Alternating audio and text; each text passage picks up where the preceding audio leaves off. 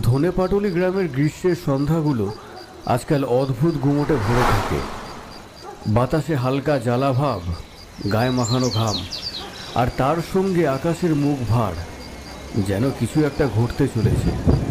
এমন এক বোঝা চেপে আছে পুরো গ্রামের বুকে। স্টেশন পাড়ার আশেপাশের দোকানগুলো একে একে ঝাঁপ নামাতে শুরু করেছে। মিষ্টির দোকানের কড়া শব্দ বন্ধ হয়েছে। চা সিগারেটের দোকানের আলো টিমটিম করছে। হোটেলের রান্নাঘর থেকে শেষ ভাজাভুজির গন্ধ এসে মিশে গেছে সন্ধ্যার থমথমে হাওয়ায়।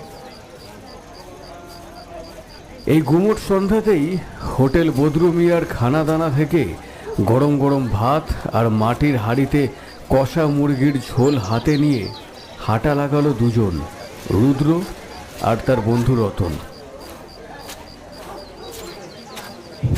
রুদ্র হাঁটার গতি কমিয়ে বলে উঠল, বলি রতন, গরমটা দেখেছিস? কিন্তু হাওয়াটা আজকে কেমন যেন হালকা লাগছে রে। হাওয়া ভালো ঠিকই আছে, কিন্তু আকাশটা যা কালো হয়ে উঠছে, আজ রাতে ঝমঝমিয়ে কিছু পড়বেই। তোদের ওই ভাঙা বাড়িতে ঠাঁই আছে তো? আছে, দাওয়াটা একদম ঠিকঠাকই আছে। বিলপাড়ে বসে খাবো, হাওয়া গায়ে লাগবে, আর পাগলা ভাইটার কথা নিয়ে একটু আলোচনা করব। তোর ভাইটা পুরা ফালতু রে। ওই বাড়িটা নিয়ে এত কেন টানাটানি করছে বুঝি না বাবু। যা। হঠাৎ রাস্তায় বাঁক নিয়েই সামনে দাঁড়িয়ে পড়ে একজন। সাদা মাটা, পাজামা পাঞ্জাবি, চোখে রাগ, গলায় চাপা আগুন। রুদ্র থমকে যায়। ইরে, আবার যাচ্ছিস তো মামার বাড়িতে? কড়া গলায় প্রশ্ন ছুড়ে দিল সেই লোকটা, রুদ্রের ভাই বিক্রম। হ্যাঁ, যাচ্ছি। তুই তো জানিস আমি ওই বাড়িটা স্কুল বানাবো, গরিব বাচ্চাদের পড়াবো। বিক্রম কটমট করে তাকিয়ে বলে ওঠে, তুই কি ভাবিস তোকে আমি ওই জমি ছেড়ে দেব? যা চাষ কর, কিন্তু একদিনও যদি ওখানে পা রাখিস, মনে রাখিস তুই শেষ সেদিন। এই এই এই যে শুনুন দাদা, ওর ওপর চেঁচাচ্ছেন কেন? এ তো শুধু ভালো কিছু করতে চাইছে। শোন রুদ্র, তুই যদি বাঁচতে চাস ওই বাড়িটা ভুলে যা। এই বাড়ি শেষ বললাম। এই বলে বিক্রম হনহন করে অন্ধকার গলির দিকে হারিয়ে যায়। আকাশে বিদ্যুৎ চমকায়। ভয় দেখাচ্ছে। বাঁচতে চাইলে নাকি ভুলে যেতে হবে। হ্যাঁ, আসলে আজকে রাতটা মনে হচ্ছে একটু জমে উঠবে, বুঝলি রতন? চল তবে দেখি কালো মাটির বিলের হাওয়ায় আজ কি খিচুড়ি রাঁধে। চল চল চল চল। দুজনে আবার হাঁটতে লাগলো অন্ধকার বাড়ির দিকে। ধনেপাটুলির শেষ প্রান্তে কালো মাটির বিলের ঠিক ধারে দাঁড়িয়ে আছে এক ভাঙা দোতলা কাঁচা বাড়ি। শুকনো মাটি আর নোনা ধরা দেয়ালের গন্ধ মিশে আছে তার শরীরে। দুটো কক্ষ, একটা খুপড়ি রান্নাঘর, আর তার পেছনে বাঁশ দিয়ে বানানো একটা মাচা, যেটা প্রায় ঝুঁকে পড়ে আছে কালো মাটির বিলে। বৃষ্টির গন্ধ মাখা একটা শীতল হাওয়া যেন সেই মাচার চারপাশে ঘিরে ধীরে ধীরে কানে কানে ফিসফিসিয়ে বলে উঠছে, রাতটা দীর্ঘ হবে। পথের ধারে উঠোনে নামলো রুদ্র আর রতন। রুদ্র সবার আগে দরজাটা ঠেলে খুলল। কর্কশ শব্দে কাঠের পাটিগুলো কেঁদে উঠল। ভেতরে একটা পুরনো খাটিয়া, কিছু ভাঙা চেয়ার, আর দেয়ালের কোণায় একটা কাঠের আলনা। দেখেছিস রে, জায়গাটা এমনিতে খারাপ না কিন্তু। দেখ, খারাপ তো নয়, কিন্তু বড্ড বেশি নির্জন। বাড়ির পেছনের বাঁশের মাচাটার কাছে হাওয়া যেন আরো জোরে বইছে। বিলের জলে হালকা ঢেউ উঠেছে। চাঁদের আলো তেমন কিছু একটা নেই, কিন্তু আকাশ মাঝে মাঝে বিদ্যুতের ঝলকে একটুখানি আলোকিত হয়ে উঠছে। মাচার উপর বসলো দুজন। সামনে বিল পেরিয়ে দূরে অন্ধকারে ডুবে থাকা জায়গাটা, ওটাই মামার ফেলে যাওয়া মাটির দোচলা ঘর। এখন আর সেখানে আলো জ্বলে না, সন্ধ্যা নামতেই কেউ কাছে আসে না। ওইখানে এখন জমে ওঠে মদের আসর, চলে গোপন পাচার। কেউ কেউ বলে দূরের গ্রাম থেকে পালিয়ে আসা খুনিরাও নাকি সেখানে মাথা গোজে। কালো মাটির বিলের উল্টো পারে সন্ধ্যার পর কেমন যেন শিউরে ওঠে বাতাসও। রতন রুদ্র চুপ করে কিছুক্ষণ তাকিয়ে বলল, জানিস, মামার ওই বাড়িটা আমি শুধু রাখতে চাইনি, আমি চেয়েছিলাম সেটা কাজে লাগুক। স্কুলটা যদি সত্যি খুলতে পারি, এই ধনেপুটুলির গ্রামের অনেক ছেলেমেয়ের ভবিষ্যৎ বদলে যাবে। তোর ইচ্ছে বেশ ভালো রে, কিন্তু তোর ভাই বিক্রম সেটা বুঝবে না। ও শুধু জমি দেখছে, তার মূল্য। তুই তো দেখছিস কাজ, ভবিষ্যৎ। এটা সবাই পারে না রে ভাই। হাঁড়ি খুলে গরম গরম মাংস আর ভাত নামালো রতন। মাটির হাঁড়ির ঢাকনা খুলতেই ভাপ উঠল, আর তার গন্ধ মিশে গেল কালো মাটির বিলের হাওয়ায়। দুজন একসাথে খেতে খেতে আবার আলাপে মগ্ন। তুই ভাব, বিক্রম বলছে আমি ওর বাড়ি দখল করে নিচ্ছি, এদিকে আমি তো ওই বাড়ির সামনে কখনো পাই রাখিনি। সত্যি, ওর মাথায় এখন শুধু সম্পত্তি আর সন্দেহ। ও এটা বুঝতেই পারছে না যে তুই ওর বাড়ির দরজায় তালা পর্যন্ত কাটিসনি। রুদ্র চোখ সরালো না দূরের অন্ধকার থেকে। কিন্তু আমি জানি একদিনও বুঝবে, হয়তো দেরি হবে, কিন্তু বুঝবেই। আকাশে বিদ্যুৎ চমকালো, বাতাসে কাঁপে বাঁশের মাচা। দূরের সেই অন্ধকার ঘর, মামার ফেলে যাওয়া সেই দোতলা যেন চুপিসারে তাকিয়ে আছে এই দুই বন্ধুর কথোপকথনের দিকে, গভীর, গম্ভীর আর এক অজানা কিছুর অপেক্ষায়। কালো মাটির বিলের ধার ঘেঁষে বাঁশের মাচায় বসে যখন রুদ্র আর রতন গরম গরম ভাত আর মুরগির ঝোল খাচ্ছিল, তখন রাতটা নেমে এসেছে একেবারে নিঃশব্দে। দূরের গাছে ঝিঝি ডাকছে, আর মাঝে মাঝে ঝোড়ো হাওয়ায় বাঁশের কঞ্চি কাঁপছে, যেন অন্ধকারে কেউ হালকা ধাক্কা দিচ্ছে। বিদ্যুৎ মাঝে মাঝে ঝলকে ওঠে আকাশের এক কোণে, আলো অন্ধকারে ধনেপাটুলির সীমান্ত যেন দুলে উঠছে। মামা বাড়ির দিকটা অদ্ভুত চুপচাপ, তাই না? রুদ্র কিছু বলার আগেই পেছনের রাস্তা দিয়ে কয়েকটা ছায়া মূর্তি ধীরে ধীরে এগিয়ে গেল। জনাতিনেক লোক, একজনের হাতে হেরিকেন, আরেকজনের কাঁধে একটা পুটলি। তারা কথা বলছিল না, কিন্তু হাঁটার শব্দ আর হেরিকেনের কাজ ঘষার আওয়াজ যেন চারপাশে ছড়িয়ে পড়ছিল। তারা সোজা চলে গেল মামা বাড়ির দিকের অন্ধকার জঙ্গলে, যেন সেই অজানা গন্তব্যই ছিল চূড়ান্ত ঠিকানা। দুজনেই তাকিয়ে রইল স্তব্ধ হয়ে। এই, এরা কারা? এরা কারা হতে পারে? কাছের লোক নাকি মদের আসরের কেউ? কিন্তু তারপর দুজনে চেষ্টা করলো মনটা সরিয়ে নিতে। রান্নার স্বাদটা যেন একটু বেশি করে উপভোগ করতে চাইল তারা। ভাতের সাথে গরম মাংসের ঝোল, হাড়ে হাড়ে গন্ধ আর লাল মরিচের তীব্রতা, একেবারে গ্রাম্য ঘ্রাণ। দেখ, ঝোলটা ঠিক যেমন হলে ভালো হয় তেমনই হয়েছে। এমন রাত আর এমন ভাত আর মাংস, মামা থাকলে বলতো, আহা এই তো জীবন। তবে শান্তিটা বেশিক্ষণ টিকল না। হঠাৎ চোখে পড়ল বিলের ওপারে মামা বাড়ির দিকের জঙ্গলে কয়েকটা টর্চের আলো ছোটাছুটি করছে। হেরিকেনের হালকা কমলা আলো মাঝে মাঝে গাছের ফাঁক দিয়ে দেখা যাচ্ছে। কেউ যেন সেখানে কিছু খুঁজছে বা কিছু নিয়ে চলেছে। বিদ্যুতের একটা বিশাল ঝলক হঠাৎ চারপাশ আলোকিত করে দিল মুহূর্তের জন্য। সেই আলোয় দেখা গেল বিলের জলে কিছু একটা যেন ছুঁড়ে ফেলা হলো। এক ঝাঁকুনিতে জল কেঁপে উঠল, ঢেউ তীর তীর করে উঠল মাচার পায়া পর্যন্ত। আরে বাবারে, কি ফেললো রে? একটা বস্তা নাকি মানুষ? না, বলতে পারছি না, কিন্তু ব্যাপারটা স্বাভাবিক নয়। এরপর দেখা গেল সে মামা বাড়ির অন্ধকার থেকে দুটো লোক বেরিয়ে এলো, হাতে হেরিকেন, গায়ে কালো ছায়ার মতো বস্ত্র। তারা ধীরে ধীরে জল ঘেঁষে রাস্তা ধরে হেঁটে গেল বাঁশবনের দিকে। তাদের পায়ের আওয়াজ যেন বিলের জলকে কাঁপিয়ে তুলছিল। এদের উপস্থিতির মধ্যেই আরো কিছু কণ্ঠস্বর ভেসে এলো। যা হয়েছে ভালোই হয়েছে। হাসাহাসি, চাপা কথা আর হালকা মদের গন্ধ হাওয়ায় মিশে গেছে।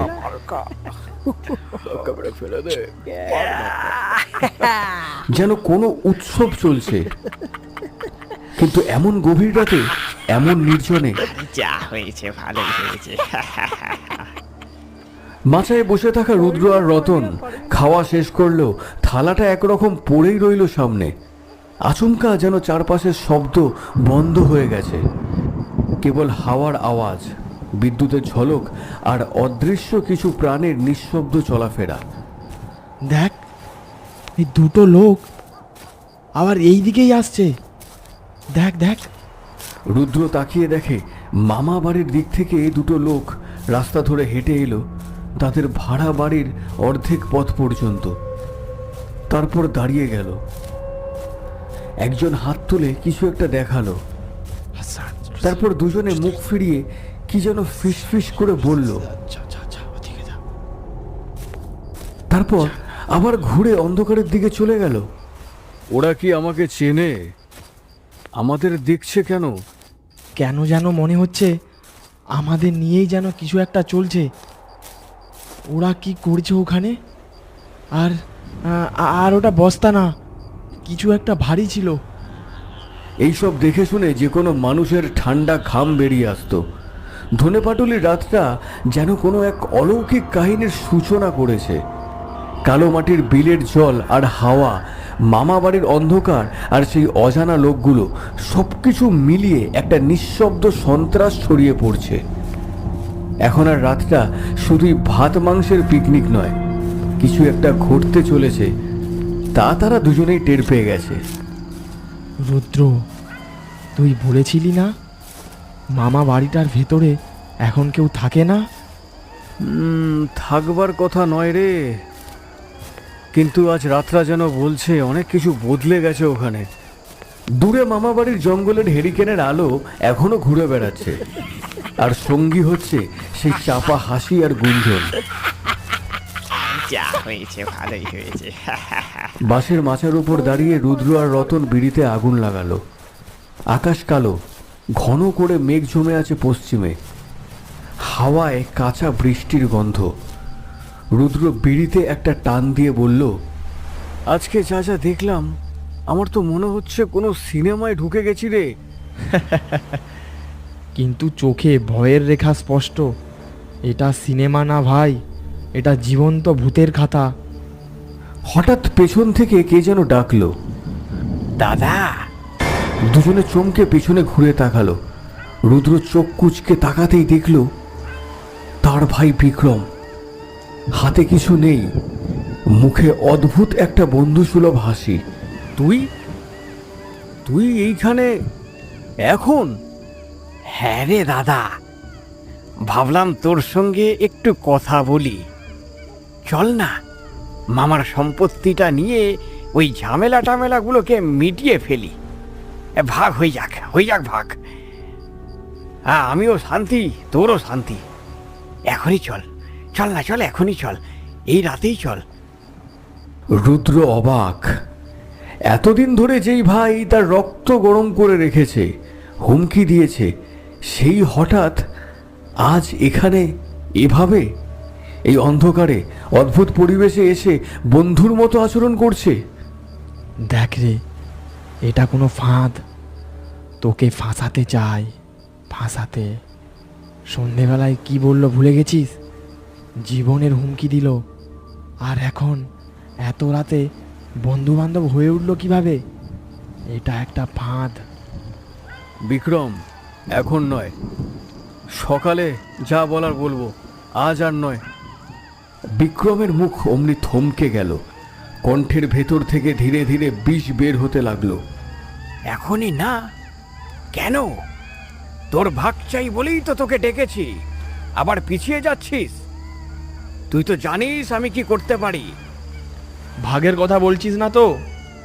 খুনের হুমকি দিলি তো সন্ধ্যায়, তাই বলছি। বিক্রমের চোখ লাল হয়ে গেছে আর দাঁত কামড়ে বলল, তুই বুঝেই গেছিস রে রুদ্র, আমি তোকে ছাড়বো না।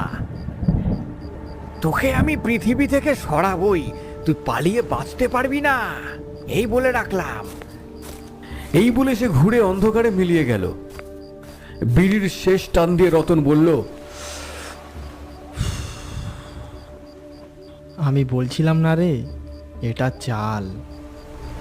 আর তোর ভাই, ও মানুষ না, ওর চোখে আমি আগুন দেখেছি। রুদ্র চুপচাপ, কপাল ঘামে ভিজে। মেঘ গর্জে উঠল দূরে, বাতাসের গতি বেড়ে গেল। হঠাৎ দূরের বাঁশবনের ভেতর দিয়ে দেখা গেল আবার 4 জন লোক হেরিকেন হাতে হাঁটছে। এবার তারা যাচ্ছিল মামা বাড়ির দিকের চূড়ান্ত সেই অন্ধকারের দিকে। চারপাশ নিস্তব্ধ। রতন আর রুদ্র আর কিছু বলার আগেই দৌড়ে গিয়ে ঘরে ঢুকে পড়ল। দরজা টেনে বন্ধ করে দেওয়ার মুহূর্তে রুদ্র দরজার ফাঁক দিয়ে দেখে দূরের রাস্তায় বিক্রম দাঁড়িয়ে আছে 2 বিশাল গায়ের লোককে নিয়ে। মুখে রহস্যময় হাসি, চোখে আগুন। 3 জন দাঁড়িয়ে তাকিয়ে আছে তার দিকেই। রুদ্রর বুকের ভেতরটা হঠাৎ কেঁপে উঠল, যেন ছায়া এসে মনের উপর বসে পড়েছে। দরজাটা সজোরে বন্ধ করে দিয়ে সে বলল, রতন, ও আমায় মেরে ফেলতে চায়। আমার ভাইটার যে কি হলো। আর বলিস না, এই রাতে বড় কিছু একটা ঘটবে। তোর সঙ্গে না এলে তুই জানিস না কি হতো আজ। বিছানায় এসে বসে পড়ল দুজনে। জানলা দিয়ে তাকিয়ে আছে কালো মাটির বিলের ওপরে মামা বাড়ির দিকে। এখন সেখানে অনেকগুলো টর্চ আর হেরিকেনের আলো চলেছে, যেন এক রহস্যময় পিকনিক চলছে। একবার এই গাছের ফাঁক দিয়ে দেখা যায়, আবার মিলিয়ে যায়। ওই বাড়িটা আজ যেন নিঃশ্বাস নিচ্ছে রে। একটা অদ্ভুত শব্দ আসছে যেন ভেতর থেকে। শুনতে পাচ্ছিস? শোন শোন। রুদ্র শোনে, হ্যাঁ, যেন বাতাসের গহ্বর থেকে উঠে আসা গুঞ্জন, ফিসফাস চাপা হাসি। রতনের কণ্ঠ রুদ্ধ হয়ে আসে। তোর ভাই ওই 2 লোককে নিয়ে ওদিকেই যাচ্ছে, দেখলি? রুদ্র জানলার ফাঁক দিয়ে দেখে বিক্রম আর তার সেই 2 সঙ্গী এখন মামা বাড়ির দিকে পায়ে হেঁটে চলে যাচ্ছে। তারা রাস্তা ধরে হাঁটছে ধীরে ধীরে, যেন তাদের পথ আগে থেকে নির্ধারিত ছিল। ওরা কি কিছু করতে যাচ্ছে আমাদের? না না, ওই বাড়ির ভিতরে কিছু একটা। ওই বাড়িটা আমার মামার নয়, এখন যেন কারা ওখানে খাঁটি বানিয়ে ফেলেছে। আমি জানতাম না এইভাবে সব শুরু হবে। এক ফলে বিদ্যুৎ হঠাৎ আকাশ চিরে দিয়ে গেল। সেই আলোয় দেখা গেল মামা বাড়ির বারান্দায় কয়েকটা ছায়া ঘোরাঘুরি করছে। তারপরে বৃষ্টি ঝিরঝির করে শুরু হলো। ধীরে ধীরে বৃষ্টির শব্দ বড় হতে লাগলো, ছাদে, জানলায়, কাছে আর বিলের জলের ওপরে। দুজনেই স্তব্ধ। আতঙ্ক তাদের গলার কাছ থেকে বুক পর্যন্ত নেমে গেছে। রুদ্র, যদি কালকে সকালে আমরা আর জেগে না উঠি, তোকে বলতে চাই, দেখ, আমি তোকে খুব ভালোবাসি রে ভাই। বন্ধু হিসেবে তোকে আমি ভালোই পাই। আজ রাতে ঘুম নেই রে রতন, শুধু বাঁচতে চাই। এই অন্ধকারটা কেটে গেলে হয়তো সব কিছু ঠিক হবে।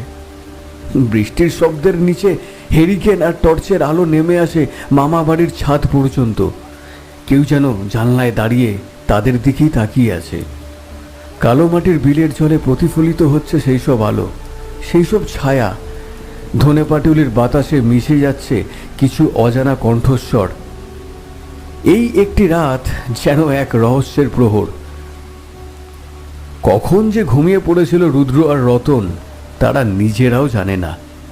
বৃষ্টি পড়ছিল হয়তো তখনই, সেই শব্দেই তাদের ঘুম এসে গেছিল। হঠাৎ করেই একটা তীব্র বিদ্যুতের গর্জনে ঘুম ভেঙে যায় দুই বন্ধুর। ঘরের জানলাটা একটু খোলা ছিল, সেখান দিয়ে হু হু করে ঠান্ডা বাতাস ঢুকছে, সাথে বৃষ্টির গন্ধ মিশে আছে। ভেজা মাটির, পুরনো কাঠের একটা অদ্ভুত গন্ধ, যেন স্যাঁতস্যাঁতে ভয়। রুদ্র চোখ কুঁচকে জানলা দিয়ে তাকালো। রতন পাশ থেকে উঠে এলো। চোখটা লেগে গিয়েছিল রে, ঘুমিয়ে পড়েছিলাম। হ্যাঁ, কিন্তু এখন যা দেখছি তাতে ঘুম আর আসবে না। ওপারে মামা বাড়ির অন্ধকারের ভাঙা ছায়াগুলোর মধ্যে কিছু টর্চের আলো ছুটে চলেছে। টর্চ আর হেরিকেনের আলো যেন হঠাৎ করে দৌড়াদৌড়ি শুরু করেছে। কেউ যেন একে অপরকে ধাওয়া করেছে। আলোগুলো ছুটে বেড়াচ্ছে এই ঘর থেকে ওই ঘরের কোণ পর্যন্ত, সেখান থেকে আবার উঠোন পর্যন্ত। আমি ধরলাম তো। চুপ কর, আমি করছি তো। আরে আরে আমি ধরছি। এই তো ওইদিকে দেখলে না, ভালো লাগে। আজ সবসময় কি আমারই দোষ?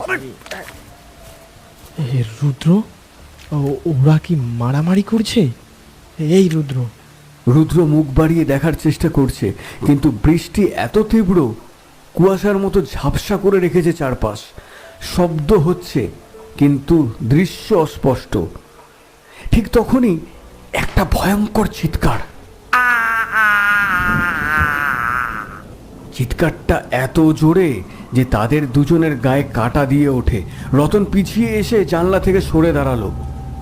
এটা এটা মানুষের চিৎকার ছিল না রে, যেন যেন প্রাণ নিয়ে লড়াই করছে কেউ।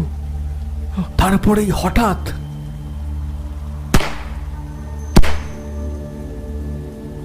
দুটো গুলির শব্দ যেন বৃষ্টিকে ভেদ করে তাদের ঘরের মধ্যেই ধ্বনিত হয়ে উঠল।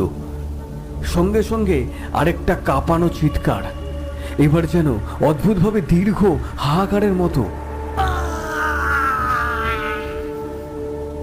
তারপর হঠাৎ হেসে ওঠে অনেকে।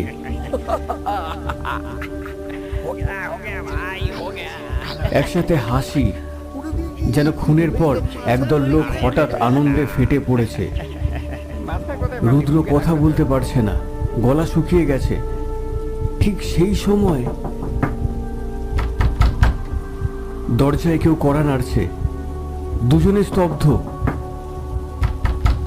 রতন পিছিয়ে গেল।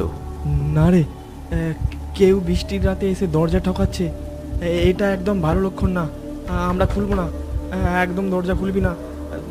না, যাস না ওদিকে, একদম না, একদম খুলবি না তুই। দাদা, দাদা খোল, এ খুব দরকার আছে রে। প্লিজ খোল, আমি কিচ্ছু করব না, আমাকে বিশ্বাস কর। একবার দরজাটা খোল। বিক্রম! রুদ্র কেঁপে উঠল। নিজের ভাই এই মুহূর্তে, এই ভয়ঙ্কর রাতেও কাঁদছে, মিনতি করছে। দরজার ওপারে তার কণ্ঠে আতঙ্ক, অসহায়তা। রুদ্র না, আমার কথা শোন, দরজা খুলিস না। আমি তোকে বলছি, এটা কোনো ফাঁদ হতে পারে। রুদ্র না না, শোন। রুদ্র দাঁত চেপে ধরল, কিন্তু হৃদয় নরম হয়ে উঠেছে। দাদা, পুরো জমিটা তুই নিয়ে নিবি, এখনই নিয়ে নে। আমি কিচ্ছু চাই না, তুই একবার চল, এখনই তোকে দিয়ে দেবো। আমি খুব ভুল করেছি রে দাদা, প্লিজ তুই চল। রুদ্র দরজার দিকে এগিয়ে যায়।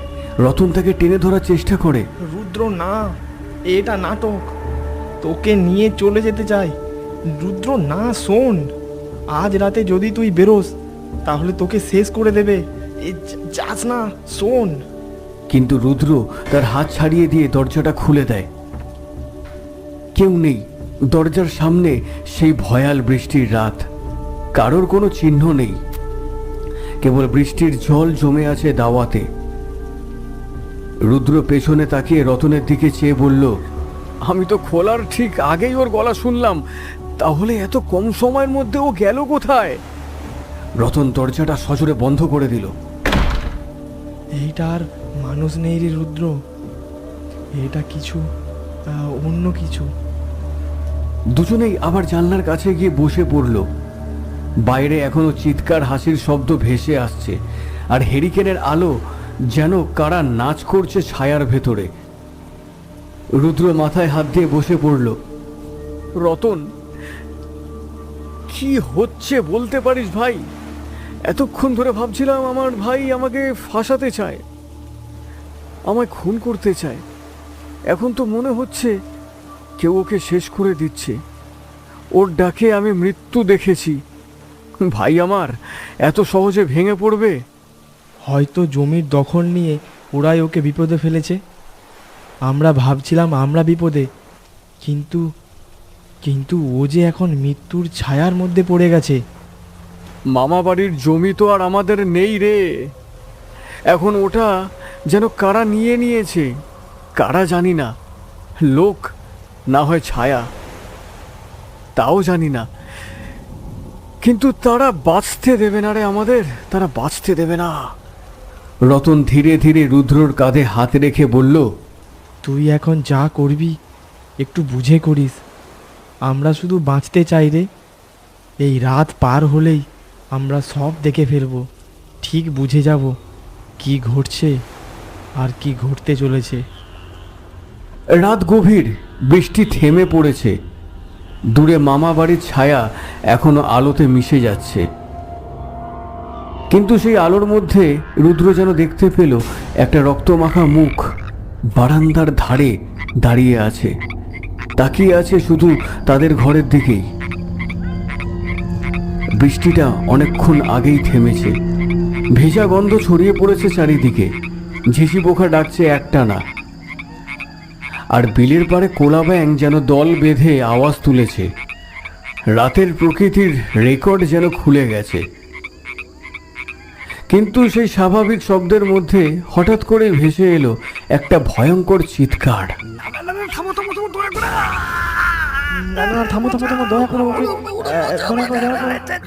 চেঁচামেচির গলা, অনেকগুলো, কেউ কাউকে মিনতি করছে যেন। রুদ্র ও রতন জানলার কাছে গিয়ে ঝুঁকে সব শুনছে। টর্চার হেরিকেনের আলো যেন জ্বলে উঠছে, আরো জোরে ছুটছে এই কোণা থেকে সেই কোণায়। হঠাৎ মেঘের ফাঁক গলে বেরিয়ে এলো শেষ রাতের চাঁদ। চারপাশটা একটা ধূসর হালকা রূপলি ছায়ায় ঢেকে গেল। চাঁদের আলোয় রুদ্র আর রতন স্পষ্ট দেখতে পেল বাঁশবনের দিকে হেরিকেন হাতে একটা লোক ছুটছে, আর তার পিছন থেকে একটা কালো ছায়া একদম ভাসতে ভাসতে এগিয়ে এসে দাঁড়ালো লোকটার উপরে। বাঁচাও বাঁচাও।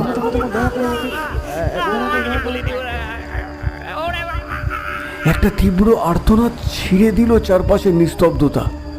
তারপরেই সেই ছায়া যেন বিলীন হয়ে গেল বাতাসে। হেরিকের হাতে লোকটা ধপ করে পড়ে গেল বিলের জলে। মামা বাড়ির দিক থেকে আবার চিৎকার শুরু হলো।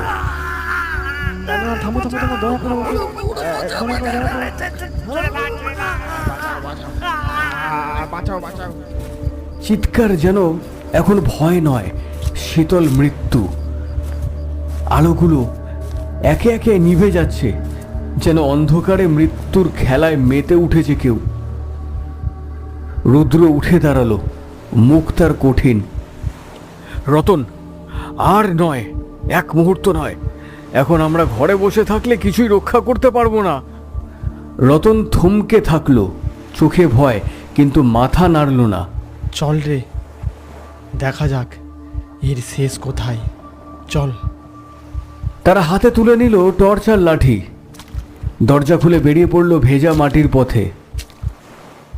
কাদা গলে যাচ্ছে পায়ের নিচে, আর ওপারে মৃত্যু অপেক্ষা করছে।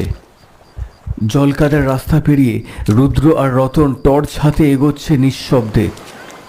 বাতাস ভারী হয়ে উঠেছে, যেন অন্ধকার নিজেই তাদের দিকে এগিয়ে আসছে। সামনেই দেখা যাচ্ছে সেই পুরনো দোতলা ঘর। জানলার কাঁচ ভাঙা, দেয়ালে ফাটল, আর তার ঠিক পিছনে দাঁড়িয়ে থাকা সেই কুখ্যাত জঙ্গল, যেখানে আলো আর অন্ধকার একে অপরকে ধাক্কা দিচ্ছে। রতন হঠাৎ হোঁচট খায়। ওটা কি? দেখ দেখ দেখ। টর্চের আলো নিচে ফেলতেই দেখা গেল একটা পা ঝোপের আড়াল থেকে বেরিয়ে আছে। শরীরটা নিথর আর রক্তে লাল হয়ে আছে। শালা, এ তো লাশ রে। চমকে উঠে রতন পিছিয়ে যায়। রুদ্র কাছে এসে দেখে একজন মানুষ পড়ে আছে, নিথর হয়ে, মুখ থুবড়ে, শরীর অর্ধেক গাছের পাতায় ঢাকা। ধীরে ধীরে তারা সামনে এগোতে থাকে। একটা, দুটো, তিনটে, তারপর চারটে। চারিদিকে ছড়িয়ে ছিটিয়ে পড়ে আছে একের পর এক মৃতদেহ। কারোর হাত নেই, কারোর পা উধাও, কারোর গলা কাটা, এমনকি একটা লাশের চোখ দুটো খোঁচানো সাদা হয়ে ঝুলে আছে। ওগো মাগো, এটা কি হচ্ছে রে? এটা কি? হঠাৎ ঝোপের ভেতর থেকে একটা শব্দ ভেসে আসে। পেছনে ঘুরে দাঁড়াতেই দেখা গেল দুটো সন্ডা মার্কা লোক। হাত পা কাঁপছে, চোখে ভয়। বাঁচান, আমাদের বাঁচান, আমাদের বাঁচান। আমরা আপনাদের মারতে এসেছিলাম, কিন্তু এখানে আমাদের কি মারছে? ওরে বাবারে! হঠাৎ বিদ্যুৎ চমকে ঝলসে গেল চারপাশ। আলোক ছটায় দেখা গেল ঠিক পেছনে দাঁড়িয়ে আছে বিক্রম। কিন্তু সেটা সেই বিক্রম নয়। তার শরীরে সাদা ছোপ ছোপ, একটা চোখ বেরিয়ে এসেছে, পাঁজরের হাড় দেখা যাচ্ছে। তার মুখ বিকৃত, ঠোঁট ছেঁড়া, চোয়াল থেকে ঝুলছে মাংস। হাঁটছে না, যেন ভেসে আছে। রতন ফিসফিস করে বলে ওঠে, ভূত! ওটা ভূত! ওটা বিক্রম না, ভূতটা। পালা। না রে ভাই, ও আমার ভাই, কিন্তু ও এখন আর মানুষ নেই রে। বিক্রম ধীরে ধীরে হাত বাড়ায় সেই দুটো সন্ডা মার্কা লোকের দিকে। চল তোদের দেখাই এই রাতের বিচার কেমন হয়। দুজন সন্ডা চিৎকার করে দৌড়তে চায়, কিন্তু বিক্রম তাদের টেনে নিয়ে যায় ঝোপের আড়ালে। তারপর